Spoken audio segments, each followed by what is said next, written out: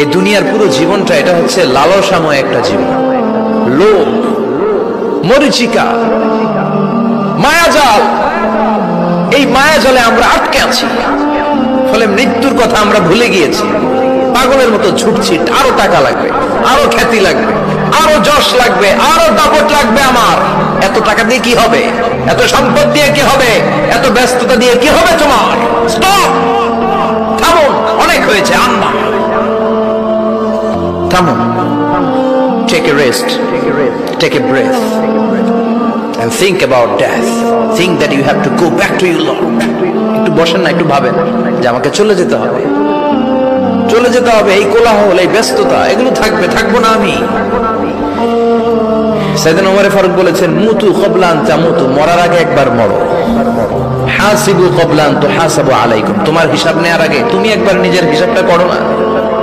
কাগজ বের করে একটু লিখো না, কি কি ভালো কাজ করছিলা যেগুলো দিয়ে নাজাতের ওসিলা হতে পারে, 1 2 3, আর কি কি আকাম কুকাম করছো দেখো না, লিখে দেখো তোমার অবস্থাটা কি। মরার আগে একবার মরো। মরার আগে খাটের মধ্যে শুয়ে শটান করে চোখ বন্ধ করে একবার মরার ভান করে দেখেন কেমন লাগে।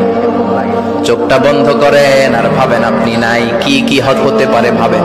আপনার ছেলে মেয়েরা কান্না জুড়ে দিবে, আপনার প্রাণের স্ত্রী বিলাপ শুরু করে দিবে, বন্ধু বান্ধবের চিৎকার আর মাতম, স্থানীয় এলাকার মসজিদে ঘোষণা, অমুক এলাকার নিবাসী অমুক ভাই অমুকের ছেলে অমুক দুনিয়ায় নাই।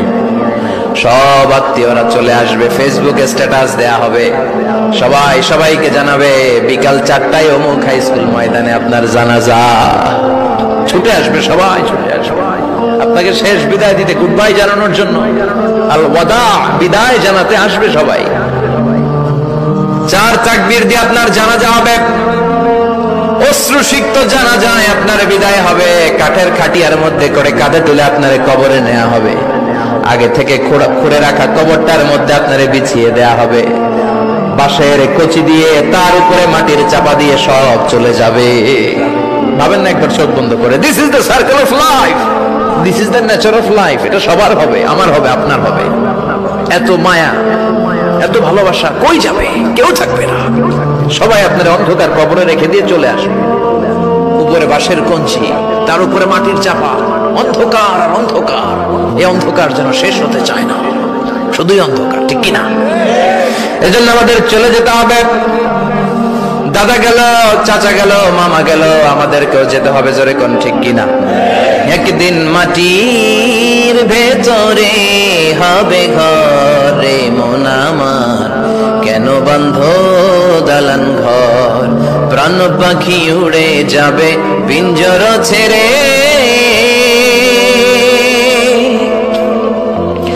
ধরা ধামে সবই রবে, তুমি যাবে চলে।